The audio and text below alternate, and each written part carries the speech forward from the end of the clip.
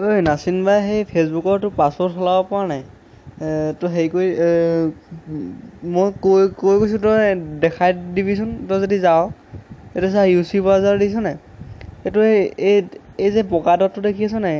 অহা যোৱা কৰি থকা বগা ডটটো UC ব্ৰাউজাৰ তই য'তেই নোখোলে আৰু তাই হোমলৈ একদম ফাৰ্ষ্ট ফেচবুকৰটো সেইটো উলিয়াই দিলোঁ ৰ। ফেচবুকৰ সেইটো উলিয়াই দিলোঁ আৰু চাবি ৰ। এই বগা ডটটো য'ত যায় সেইটোত চাবি এই ছেটিংছ এণ্ড প্ৰাইভেচি এইটো দেখিছ নাই বগা ডটটো যে তোৰ ক্লিক হৈছে তাত ছেটিংছত গৈ পেলাই এইটো জেনেৰেলত যাব কবি। জেনেৰেলত গৈ